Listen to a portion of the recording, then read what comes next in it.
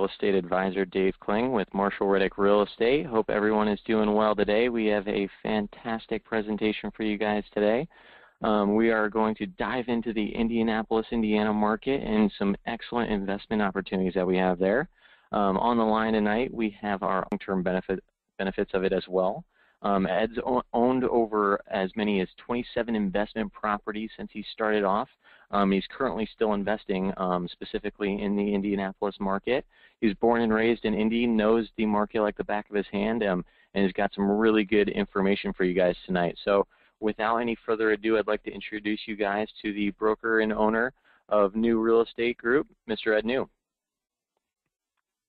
Well, thanks, Dave. I appreciate that. I hope I can live up to the expectations that you put out there for me. I'm sure you will. I'm really excited to be here tonight. Very excited to be part of the Marshall Reddick Network. I met you guys actually about 7 or 8 years ago. I was in Orange County to make a presentation, and I've kind of known about you guys, and we've done some business over the years, but really excited to be your Indianapolis rep. And looking forward to helping people with these cash flow properties that we've got available. You want me to take it to the next step here, Dave, or you? Okay, here we go, guys. Welcome to Indianapolis. There's our downtown. That looks like it's Christmas. For whatever it's worth, we're the largest Christmas tree in the country. You can see the Christmas lights there. Indianapolis is known as the crossroads of America. So let me tell you a little bit about our city. We're really in the center of the, not geographic, but certainly population-wise, we're in the center of the country and center of a lot of attention. You can see there that we're host to 2 major sports teams, the Indianapolis Colts. Many of you guys have probably heard about us. We hosted the Super Bowl a few years ago. We're also home to the Indianapolis Pacers, home to many museums. We just finished a pretty famous race. A lot of you guys have probably watched it growing up, the Indianapolis 500. So, in fact, for whatever it's worth, I read the paper yesterday, and the winner of the race, this year's race, a guy by the name of Juan Pablo Montoya, his check was $2.4 million. So, probably not as good as real estate, but it's pretty close. Moving on, today we're going to talk about why invest in Indianapolis, talk about real estate and the rental market here in Indy. And I've also picked out some properties that I really think you'd be very excited about, both single-family homes and duplexes. Here's a little bit about New Real Estate Group, the photos that you have in front of you. That's part of our team. That's myself to the left with my wife, Jerry. She's actually a licensed real estate agent also. As you can see, I probably married way over my head. A couple of other reps, Debbie and Tim. To the right is Gina. Gina's our closing coordinator, so many of you will wind up talking to Gina. Once we get homes under contract, it's her job to follow through with you guys to make sure that everything happens the way it's supposed to, from communication with Ivan, our property manager, as well as lenders, any type of inspections that may need to be done, all the way down to post-closing, where we make sure that the owners get the keys, or whoever the property manager is going to receive the keys. As Dave said earlier, I've been in business for about 15 years. I've always been in residential real estate the last 15 years. Personally, I've bought and sold over 300 homes. I do have a brokerage. We've got several agents. We sell somewhere between 100 to 150 homes on an annual basis. I've been involved in thousands of income property transactions over the last 15 years. I currently do own, so I believe in what I'm talking about. I own investment property. My wife and I do. I've got 3 boys, and if any of you know, it's expensive to put them through school, so that's part of our college plan. So I'll let you know how that goes. A little bit about the city. As I said earlier, we're hosting the Super Bowl. We also have the annual NFL Scouting Combine. It's held here each year prior to draft, where the best of the best college guys come in town, and that's where they interview with teams, etc. And that's usually about a 3 or 4 day event. Indianapolis has a number of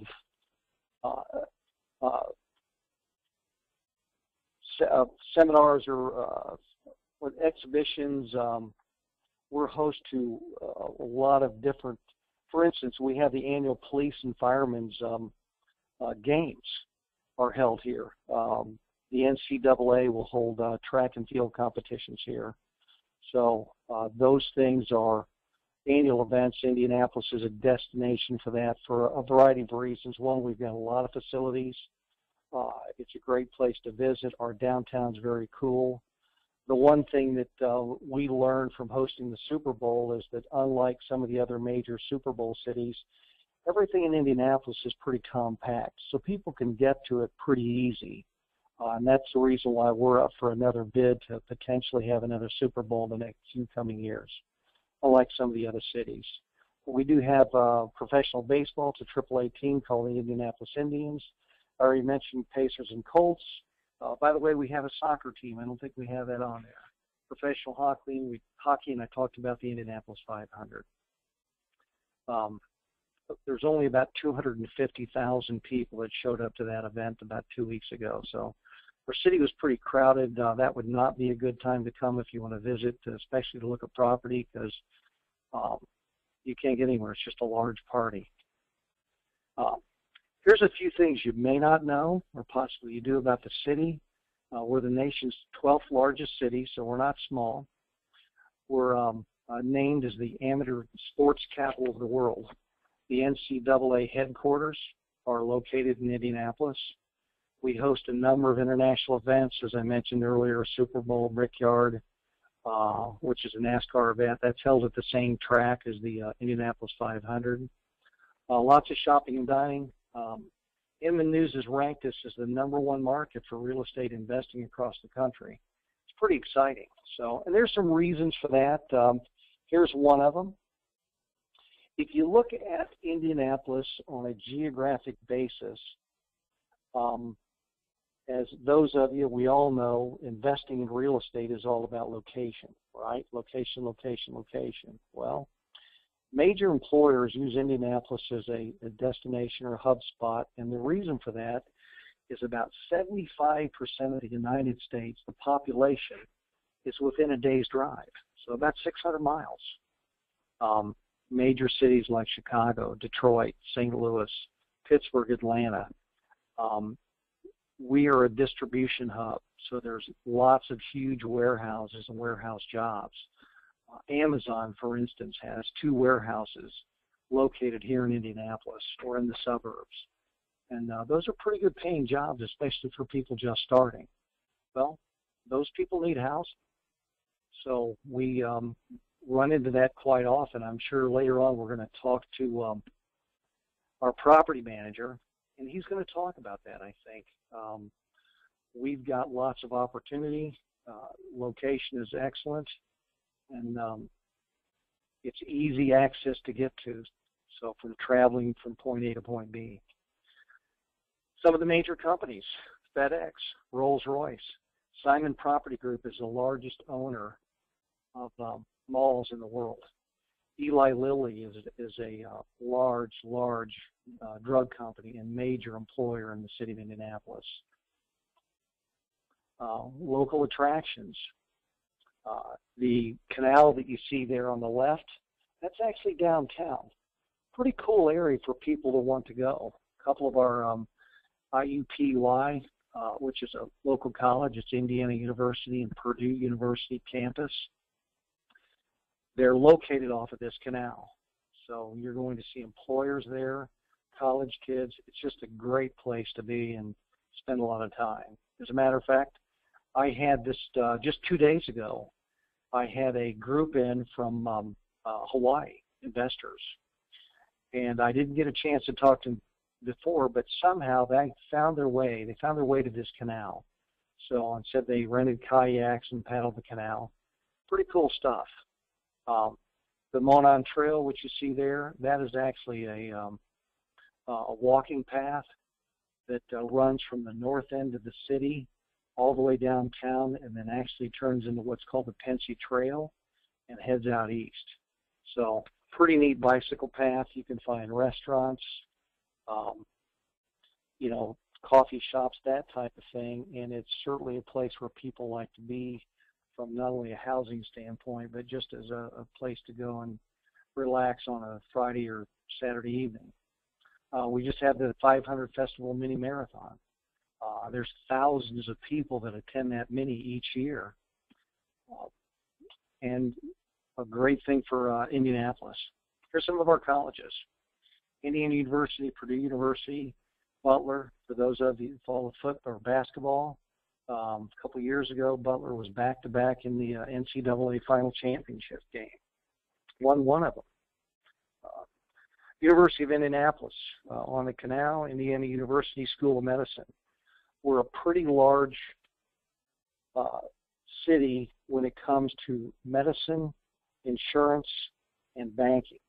So a lot of the support staff, people that work in those fields need housing.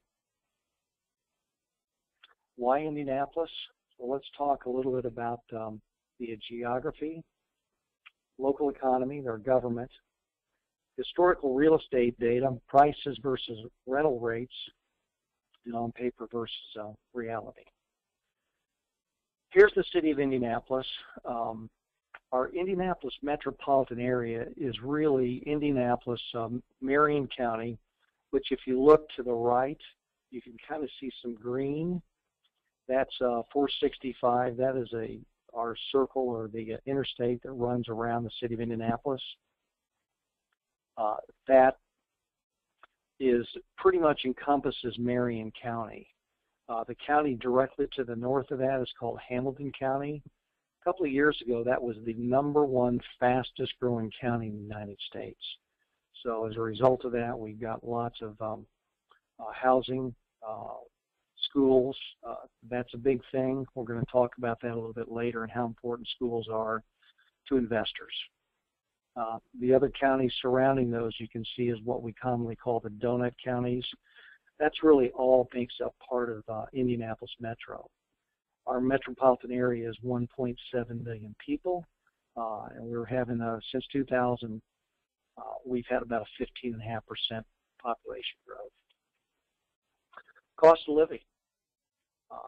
One of the reasons why employers like it, another reason why investors like it. Cost of living is 7.3% below the U.S. average. Our median income is above the national average. So those two things work pretty well together. Home prices, very, very affordable to live here. It's another reason why Indianapolis is kind of a destination for investors. You know, the median price range in our area is $139,000. Many of you, I believe, are probably on the line or from out of state, probably quite a few from California. What's your average home price there? I'm sure it's significantly above $139,000. It's way above 139,000. I'll tell you that. Times that by 10, and that's what you got here. Yeah, I was actually invited to speak at a wealth summit, Dave, in Hawaii back in February, and for kind of an exercise, I was checking out their just the cheapest home that I could find on the island of Oahu. And for about 1,000 square foot tear down, it was $315,000. Wow! So, and you can buy you can buy almost 3 of those properties in Indianapolis. Oh, and not only that, they'll be fully renovated or brand new, with little to no deferred maintenance. That's why we're investing here. It's why we see that a lot. So. We're the #3 best real estate market, and that's from Wall Street Journal. We're ranked among some of the best places to live. Guys, it's a great place. When I graduated from high school, I went to college in Texas, spent some time in Denver. But for me, Indiana was home. I came back, and so I raised my kids. I don't think we talked about it earlier, but I've got 3 boys. who keep me pretty hopping. So one of them graduated from high school or grade school last night, off to high school, and more expenses for Dad. So I'm happy to work with you. I need the money, and hopefully we can find you some great opportunities. As far as Indy business, our local government, Indianapolis ranks 5th among the least expensive large cities for doing business. So you're seeing large employers come here and house employees because of our tax base, because of the location where we're at and ease of access to people to fly in. There's plenty of hotels, there's plenty of places for people to stay. We host lots of large conventions. So all of those things are a plus for doing business in Indiana. We're very financially secure and have been for years, second only to Texas. Job market. This one I thought was kind of cool because I remember years ago, probably going back 14, 15 years, some of the best of the best, our college graduates were exiting the market. They were relocating to other areas of the country. But because of what the city of Indianapolis has done, and our Convention Visitors Bureau, and the fact that we made ourselves into the amateur sports capital of the world, along with visitors and conventions, and making it such a good place to work. We're also a technology-based city now. There's a company by the name of ExactTarget, which I'm guessing maybe many of you have heard of. They were recently sold or purchased by a larger company by the name of Salesforce. So they have a huge presence here. The picture of the Christmas tree that you saw earlier, they have offices on the circle. So, and that company is a huge technology company, and they're attracting some really, really good talent. So the message there is, we're now finding college graduates are selecting Indianapolis as a destination, somewhere that they want to be. So we are ranked in the top 10 places to relocate. 4.1% job growth in the metro area alone. And that's all because of our cultural rebirth and revitalization in the downtown area, along with business and what's happening in Indianapolis. So all of it's pretty exciting. It's a great place to be. It's a great place to live, and it's definitely a great place to invest. A little bit about our market. Money Magazine and Inman News. Rate Indy is the #1 city for making money renting homes. Well, here's why. If our average income is up, our average real estate price is down, those two work very well together for investors. You can actually afford to buy real estate here, guys, and make money. I've talked to many people from both ends of the country, east and west, and it's not unusual for some investors to purchase real estate and experience negative cash flow for the first several years, hoping for appreciation. We don't have to do that here. Day one, you can walk into a positive cash flow situation with a steadily increasing appreciation and a home that has little or no deferred maintenance. What a great place to be. Another reason are our schools. That's #1 for any parent. Ivan's going to be able to talk to you a whole lot more about tenants.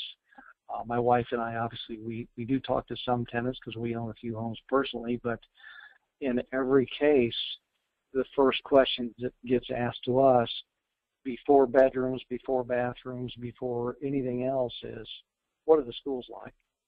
So, and we've got some outstanding schools. Our student to teacher ratio is low, 17.5 kids per teacher. It's pretty good. So our property tax rates, another reason that works for investors, we're below the national average. You can count on, which actually is very, very nice. This just happened, pardon me, I think about 5 or 6 years ago. Our property tax rates were kind of all over the map. Well, that's changed, It's very, very simple and it's easy to understand. If it's an owner-occupied home, which means you live there, your property taxes are going to be 1%. If it's a non-owner occupied home, your property taxes are going to be 2%. So count on 2% as an investor. And once you know that and you can stabilize your numbers, it makes it very easy and predictable to figure out your return on investment. As mentioned previously, our median cost of home is below the national average, at $139,200. Let's move on. Rents have been increasing the last several years. That's pretty exciting. A typical 4-bedroom, 2.5-bath home, 2 stories here in Indy, anywhere in Indianapolis or the donut counties, is going to rent for $1,200 plus a month. Depending on the square footage, that could actually be up a little bit or down slightly. Here's our market again. Most of our concentration, if you're talking with Dave or with myself eventually, you're going to find that we're going to stay focused on our niche and our market and what we do. And that's going to be Indianapolis. We're not reaching outside to up near Chicago. That's a whole different animal. It's a different market. But in central Indiana, we've been here. Most of those streets I know. You pick up the phone and call me, I probably can talk to you about one or a couple of those streets. I've actually had this happen. There may be something that I tell you not to buy. And if that happens, I'll give you a reason for it. David, can I tell a quick story? Yeah, absolutely. Go ahead. Okay. This happened to me recently. I had an investor call, which I want that to happen. I had a guy call. It's a guy that I've done some business with, and he called me. His name's Jovi, and he said, "Hey, Ed," he said, "I found a great property. I need you to check it out for me." I said, "Okay, I'm happy to do that. What's the address?" Well, he rattled off the address, and I knew exactly where it was. Not the exact house, but I knew the street general location. So the first thing I did, which I'm guessing is what most investors do, you go to the internet, right? Well, I pulled up Google Maps. And I said, "Hey, Joe, do you have Google Maps up?" And he says, "So hold on, I'll get it." So I said, "Well, pull it up." I said, "Do you have the house?" He goes, "I do." I said, "All right, well, tell me what you see." So he said, "Well, I see the house. Man, it looks great. I think it's a great deal." I said, "Do you see the van parked in front of the house?" He says, "Yeah, I do." I said, "Read the side of the van, the sign on the side of the truck." Guys, the van that was there was getting ready to board up that house. And then I asked him to kind of roll his Google, you can kind of spin the camera around, look on both directions. So I said, "Look at the house to the right, look at the house to the left." And what he started to see is that both of those homes were boarded up. And then I said, "Well, now spin the camera around and look across the street." And what he was seeing was the same thing. So the message is, Joey, I don't want you to own the best house on the street when everything else is a dump, because nobody's going to want to live there and rent from you, and you're not going to make any money. So there may be times when I'm suggesting not to purchase, because if I wouldn't put my own money into it, guys, I wouldn't ask you to invest yours in it. And that's why we have our reps on the ground floor there that really help us and help our investors with knowing which streets are good and which ones they should pass on. So definitely good to touch on that. We appreciate that. Dave, and I know we've been working together for a while now, and our market is, I don't want to say it's unique or different, but in some respects it is. If you don't know and you're fairly intimate with the areas and the neighborhoods, there's another thing that we'll probably touch on a little bit. It's called an absorption rate.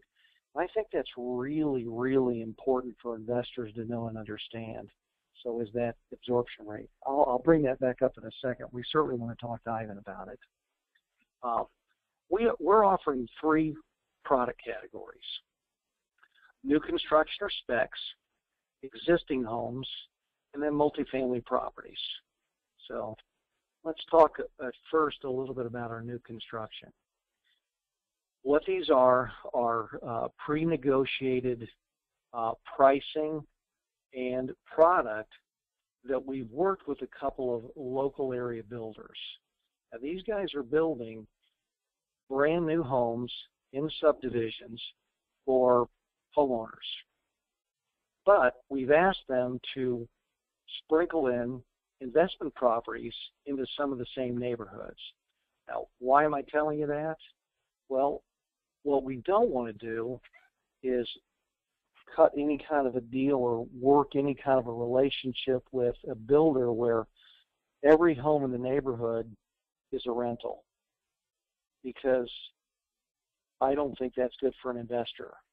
What I think is very good for an investor is if you're a rental home mixed in with all homeowners all around you. I mean, and it seems kind of silly or basic, but it really kind of works like this. At the end of the day, the investing game comes down to people and what they're after. Well, your tenant or future tenant, what they want is to live in a nice neighborhood with great schools and know that the people around them are living in a nice neighborhood, great schools, and that hopefully their kids can grow up with your kids. So I'm speaking from the fact that I personally have been in my home now for 15 years. My 8th grade son just graduated, and he went 10 years at the very same school. We lived in the same home, and all those kids knew each other. And that's the kind of tenants that I believe that we're shopping for investors. So what's going to attract that, in my opinion, is going to be the type of house. So let's take a look at it. 4 bedrooms, 2.5 bath, positive cash flow from day one. Now, guys, there's no maintenance cost on a brand new home. These builders are providing bumper-to-bumper warranties. So if there's anything that goes wrong, it's not your expense. You pick up the phone, you call the builder, you get the warranty company involved. If you have an issue with appliance, you have an issue with the roof, if there's a nail pop, those things are going to be covered. So that's very good from an investor standpoint because you're not shelling out any cash to take care of miscellaneous problems. Now, if little Jimmy spills Kool-Aid on the carpet, that's your expense. It actually would be your tenants and should come out of a security deposit. We've negotiated, and we've got a couple of different builders that are quality builders in our market that we work with. We've negotiated $1,500 in seller concessions. What that means is if you're borrowing money, there's going to be $1,500 that would apply toward your closing costs. Somebody has to pay that, so what we did is we negotiated to get the seller to pay for it, so it's not an out-of-pocket expense for the investor. The homes that we're working with are in and around those donut counties. There's another map of Indianapolis. So we've got various neighborhoods. These are all new neighborhoods, brand new homes going into these subdivisions. And those are the homes that we're going to be talking to you guys about today. I'm going to show you 2 to start with. These are kind of our basic models. I've got a 1,621 square foot, 4 bedroom, 2.5 bath, and a 1,633 square foot, 4 bedroom, 2.5 bath. So really just a little bit of a difference in the look between the 2 homes. Here's the interior, typical kitchen, sort of a galley style here. You can see the stairs going up. All the bedrooms are going to be upstairs. You've got linoleum or tiled in the kitchen area, and then a hardwood. It's a vinyl product that's actually in the main living areas. That's nice because of spills and that type of thing. In your traffic areas and the bedrooms, you're going to see some carpet up there. Little close-up. What's not to like about the appliances? I know that's a big seller, and that's an important feature from a rentability standpoint. So if you've got a great-looking kitchen, and awesome appliances, brand new appliances that you're not finding, little Jimmy's leftover mac and cheese in the cabinet or in the refrigerator. It certainly makes it a whole lot easier to lease that property. Another view of the kitchen, you can see there's an eat-in dining room in this particular one. Nice closets, nice sized shelves, plenty of storage space, big open rooms. This is actually a master bedroom. Huge closets. That's a nice sized walk-in closet for the master bedroom. Here's your front entry. Very nice, attractive front entry. Another view of the living room area. This particular one's carpeted. By the way, that is an investor choice. That'll be something that we can talk about here in a minute or so. But that is, depending on where you're at in the process, as an investor, you have the opportunity to influence some of those things should you choose.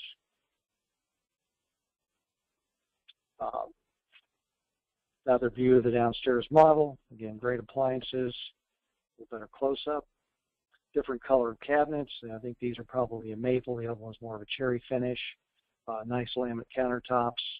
Just well laid out homes. Big bedrooms.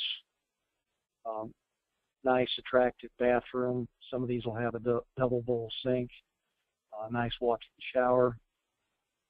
The closets again, as I mentioned. There's a half bath. Okay, so here's the deal. This is on the first one. Choice of either home. They're basically priced the same, $126,667. Your average rent on these homes historically is $1,150 a month. Taxes are $150 a month. Insurance at $54. There's an HOA fee of $24. You know, Dave, quite often I want to touch on this briefly. I have people that will ask me a little bit about the homeowners association. I want to tell you why I think it's important. In these neighborhoods, the association, although it's not a lot of money, it's $24 a month in this case, that takes care of any common areas. So if you've driven in a neighborhood or a subdivision, usually out front there's kind of a divided street. There's some sort of a signage along with flowers and trees in that front area to make it attractive. Well, that's part of what's covered. Any street lights in the neighborhood, which is a safety issue, those things are paid for by the homeowners association, along with snow removal. Okay, unlike California in many parts, we actually have this thing called snow here. So, and it needs to be removed. So the homeowners association will take care of those type of things. Property management fees are less on these type of homes. Thank you, Ivan. Estimated maintenance is very minimal, guys. The reason for that is if it's brand new, there's no maintenance to be done. Estimated vacancy, that's a number that we use for Marshall Reddick investors. So here's your monthly down payment would be 25% down. Income would produce $365 monthly. Monthly cash flow of $149. And again, that's still $1,500 in seller concessions. Let's move on. Here would be a rent-ready package for investors. All homes include appliances. They're going to include the stove or the range, the hood, which is a range hood that's above the range, dishwasher, garage door opener and a remote. So you don't have to get out. Mama doesn't have to get out. She's got the groceries. She can hit the remote, pull into the garage. If it's raining or snowing, close the door, get out and haul the groceries inside. There's a landscape package around each one, so they're going to have some basic bushes, be up to the tenant to do flowers, things like that. Blinds in all windows. There is a 1-year builder warranty. So as I mentioned, that's kind of a bumper to bumper. So when you first take possession, 1 year from that date, the builder's going to come back and check. So if there's any issues, whether it's cracks sometimes from settling in drywall or there may be nail pops, things like that, those things are all covered, so it's not an expense to the investor. Again, that's $1,500 in seller concessions. Here's some upgrades. Here's a couple of options. Wood laminate floors in lieu of carpet. If you saw, I mentioned that earlier, you can actually put laminate floors versus carpet. I think that's kind of a choice. I believe Ivan may have an opinion one way or another on that. I found that those laminate floors or the laminate look type floors are probably a little bit more durable. Carpet, depending on the tenant, sometimes you can get, 1 to 2 tenants use out of the carpet. Depending, it's more of a builder grade carpet, and then eventually you have to replace it. The laminates can last you much longer. A little bit more expensive on the front end, just a couple dollars, but long term, it probably would pay off. We can upgrade refrigerators, microwaves, washers and dryers. That's something that that can be an income opportunity. I would probably suggest, I personally do not put washers and dryers in my homes, but I make them available to tenants for an additional cost. So, and that cost is paid back to me within a year. So I actually make money on that. So that's something to consider, think about, but probably not something I'd recommend that you add to or purchase when you're making your initial purchase. Here's another model. A little bit larger home. This particular is actually the builder's model. You can see where those entry doors are at. Typically there will be a garage. But good looking home, some brick on the front, a little bit fancier scalping up top. I've got 2 homes that are available, very similar to the Barrington model, which is 1,911 square feet. Here's what the interior looks like. A little bit larger. We've got kitchen islands on these homes, something that's pretty desirable. Another view of it. Pretty good looking kitchen. As you can see, the kitchen and living room are both attached. If you think about it from a tenant standpoint, what's not to like? You walk in, everything's brand new. They're going to jump all over these homes. Double bowl sinks. As you notice, we still got the solid surface for the vinyl flooring, which is nice if there's any water spillage or someone stepping out of the bathtub, that type thing. Good looking master bedroom. That's a big, that's a king size bed. There's still plenty of room all around it. Nice ceiling fan. That's what's going to be attractive to mom and dad. They can actually move around. Okay, here's the deal on these 2 models. The Barrington model or the Columbia, your choice. Priced at $146. Average rents on these homes are $11.95. I can assure you that I'm going to be conservative on these numbers, which I'd rather do. If Ivan ends up getting $12.50 because of an absorption rate in that particular market, or $12.95, I don't think you guys can be upset with us. Taxes on this home are going to average $244. Insurance is $54. HOA fees are $20. Property management, maintenance, etc. So you guys can see sort of what the cash flow with this home looks like. Got a little bit more in seller concessions from the builder on this particular model, so they'll pay out $2,500 toward your closing costs. Next, we're going to move on to a existing product. These are some duplexes that we have available right now. Here's a quick story. I've got 2 of these are side by side right now. They're on a street called Shermantown. Here's one of them. There's the other. So they're identical with the exception of the color. The one's white, one's blue. The rest of them are brick. These are both 2-bedroom ranch-style duplexes. 1 bath, nice kitchen. This particular one right now, the tenant just moved out of. Actually, both sides. There was an older man that was in there for about 15 years and a young couple that graduated from college and stayed. And after they were on their 2nd child, they decided they needed more room. The older fellow actually went into an assisted living or nursing, so he had to move. And the other couple, the reason for moving was they just simply outgrew it for family purposes.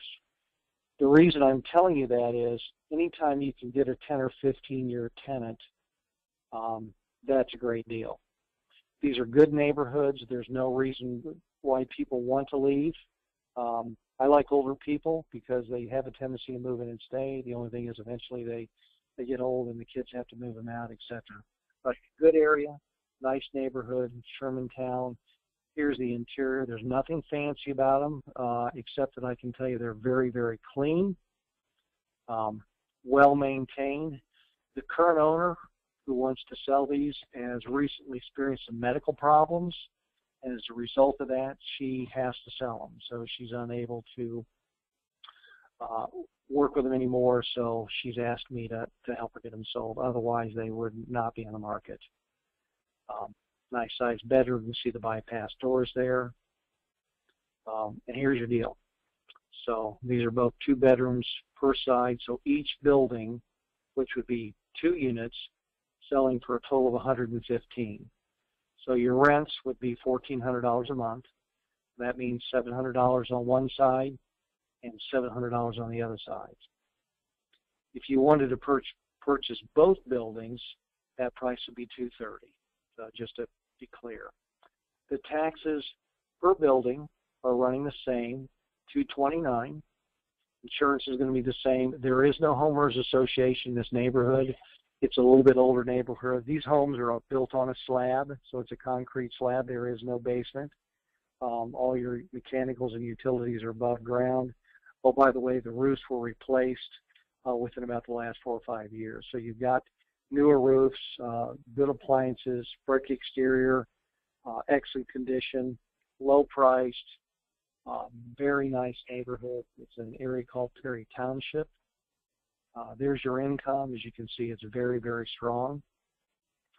And nice monthly cash flow. Next up, we talked a little bit, we always have an inventory of existing homes. So these are people that, for one reason or another, need to move, whether it's a job transfer. You know, as I mentioned, you know, Amazon is a place where people go. Well, if you do a good job for Amazon, they may want to relocate you to another location. We have a lot of people that will come in from Eli Lilly, as an example, and they may have a job assignment that keeps them in Indianapolis for 1 to 2 years.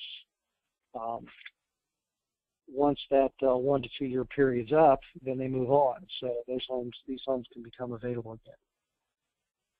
Nice interior. You can see the laminate floors. Good sized bedroom. There's actually a fireplace in it. Awesome kitchen. Here's the deal. This particular home is priced at $159,900.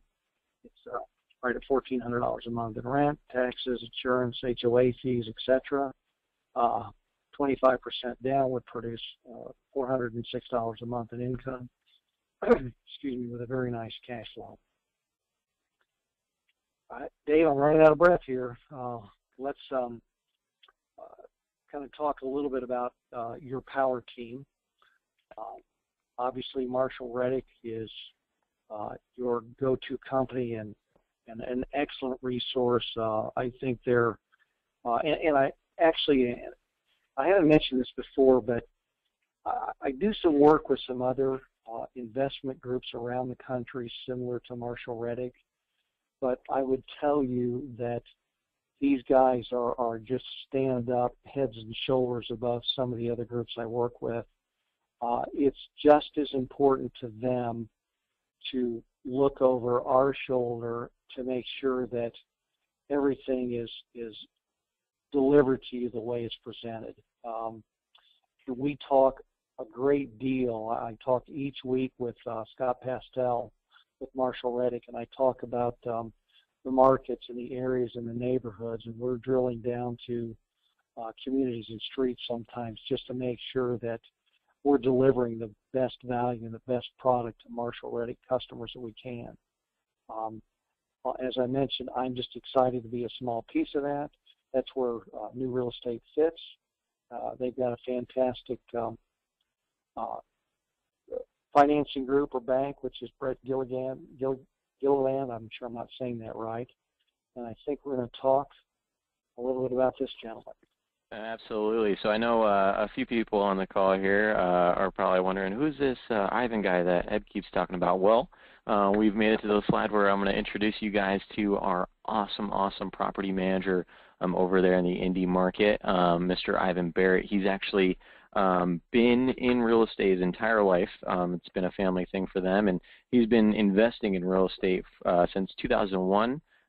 Currently, his management company has 500 units under management and has the ability to keep growing. So without any further ado, I'd like to introduce you guys to Mr. Ivan Barrett.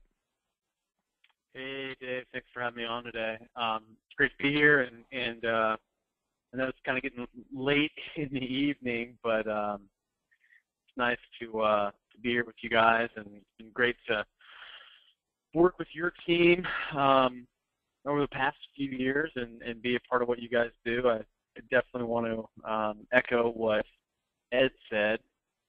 You guys, in contrast to some other groups I work with, really focus a lot on education and the nuts and bolts of what it takes to be a really good investor for the long term. It's easy to go out there and buy real estate, but it's not so easy to get good deals that are going to perform well over the long term. I think you guys do a fantastic job.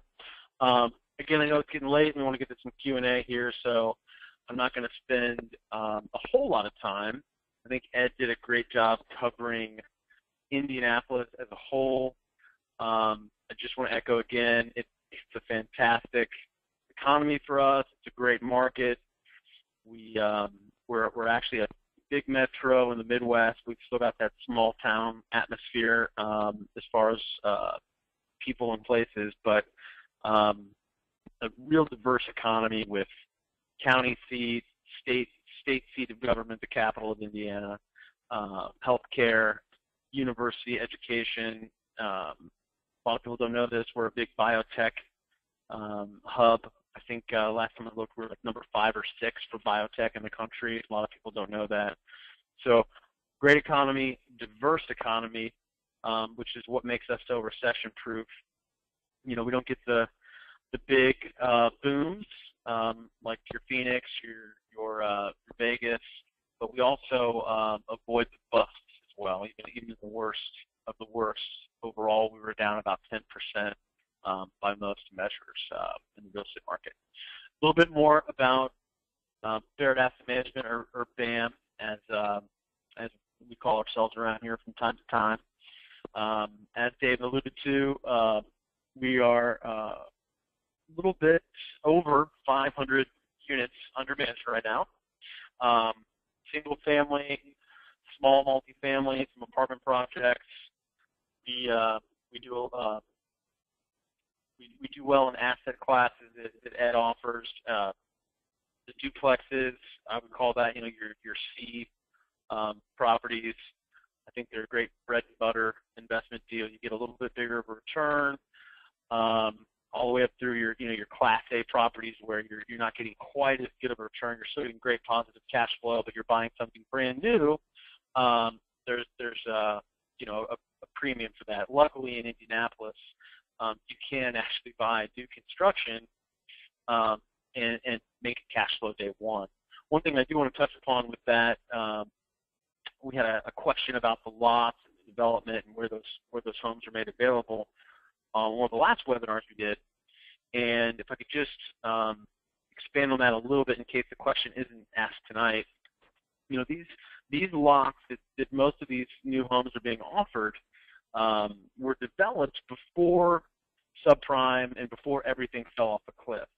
So these lots where these homes are were bought by strategic investors and builders who bought when the sky was falling. Average lot cost might have been $50,000 to develop that lot. When I say develop, I mean acquire the land, get it rezoned, bring in streets and curbs and sewers and utilities and everything else. The only reason that they can offer these homes now at these prices is because they were able to come in and buy these lots for pennies on the dollar of what the actual cost to develop those pads, as we call them in the development industry, those pads. So there is a finite supply of lots that were purchased at a price that allows the builder to sell them to an investor. Once those are gone and developers have to go out and buy and develop new land, there's just certain costs that no matter how good you are, you can't escape, and those prices typically have to go up, or they just don't develop more lots. So economically speaking, I like a finite amount of supply with steady growth rate demand. I'll run through the rest of the bullet points here and speak a little bit more about BAM. When I first started, I did everything myself, so I've been the dishwasher, the bus boy, the maitre d', the server, and the cook. Fast forward now, I've got a team of 13 employees. We're dedicated to asset, property management, leasing, maintenance, and repairs, all done in-house. You call us off the website or you're referred by a friend. The rates are more expensive than what Marshall Reddick gets. We use a client platform that's web-based, cloud-based, which allows our clients to access all kinds of data without having to get one of us on the horn or email us. At any time, you can pull down a rent roll, whether it's 1 unit or 100. You can see when the lease starts, when it ends, when their last payment was made, all sorts of good information. Monthly statements along with electronic funds transfers of your proceeds, and then great year-end statements as well that are automatically generated along with tax documents. So we make it really easy for you to just hand over a couple reports to your CPA or your tax advisor and say, here, do my return, so that you're not scrambling at tax time. We want to be the full-service property management company that offers basically your best-in-class financial reporting. Again, our mission, whether you own 1 unit or 100, you get that same client service, that same communication, that same sophisticated reporting. We pay a lot for it, but it makes us better at what we do. Again, as Dave said, I've been in the business all my life. My father is an attorney and owned a lot of rental property growing up. So if you've been to my website, you'll see my famous little anecdote is as soon as I was old enough to push a lawnmower, which back in those days, 7 years old, was not illegal to make your son mow lawns at rental properties. That put me in property management, and had the real estate bug ever since.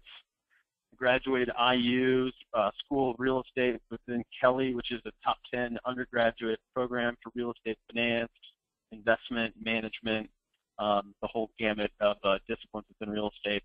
Back in 2001, bought my first income property and lived in one side and rented out the other, and I've continued to invest in small multifamily, some larger projects, and continue to scale my own portfolio so that I can also say to you as my client, I don't make any decisions on your behalf that I wouldn't make for my own property if it were my money, my asset. This year I've been really excited to bring on a chief operating officer and partner, Zach Ford. He's been a professional asset manager, both for public companies and most recently 7 years at a private company where he was managing just over 1,000 units for a much larger company. So to bring him on has been a big coup for us, and I'm super excited to have him on the operation side. Lastly, again, I can't repeat this enough. It's been great to work with Marshall Reddick over the last 4 years and be a part of the team. Last thing I guess I would say would be that all my clients, whether they're Marshall Reddick or other, have direct access to my mobile number. We're a bigger company than we used to be. We're still small by some respects, but we really strive to have good client interaction, good communication, good follow-up. I'm not always the guy you need to talk to. That's why we have a platform online that you can get those small details if you need them very easily. And if you need something more important, I'm a phone call away. I'll hand it back to you, Dave. Very good. We appreciate it, Ivan, and I really appreciate all the work that you guys do over there in Indianapolis. It really helps our members with investing out of state, knowing that they have a solid property management team in that market, taking care of their investment and making sure that it performs well for them.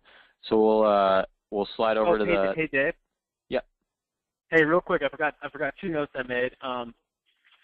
I couldn't agree more with Ed.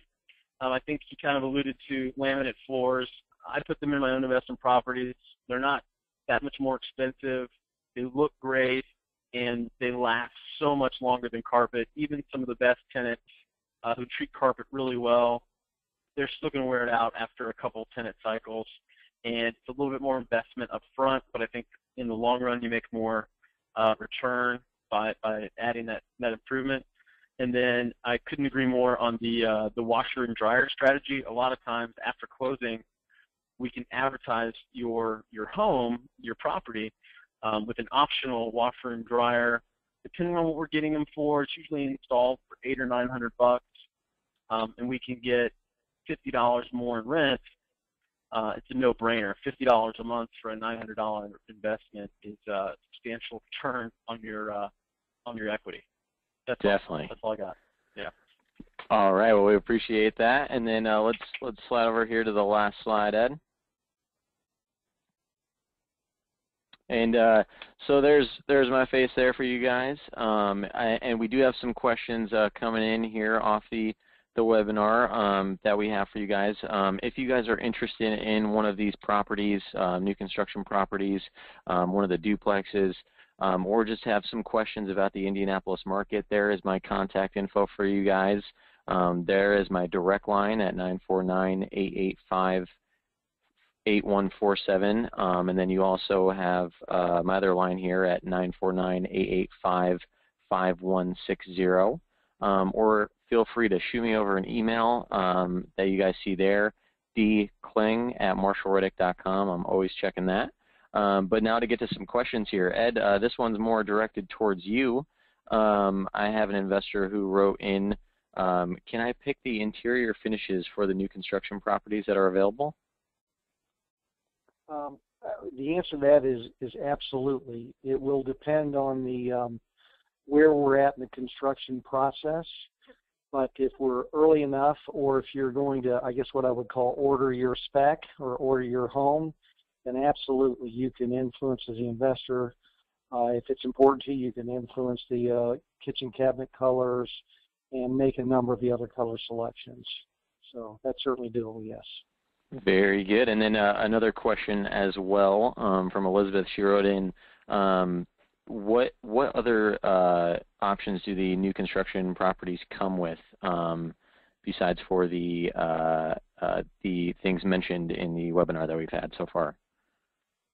Well, actually, as we were just kind of talking about, certainly one of them is flooring, and I would tell you as an investor that will be probably your biggest expense because tenants will, that's the thing that's going to change out the quickest.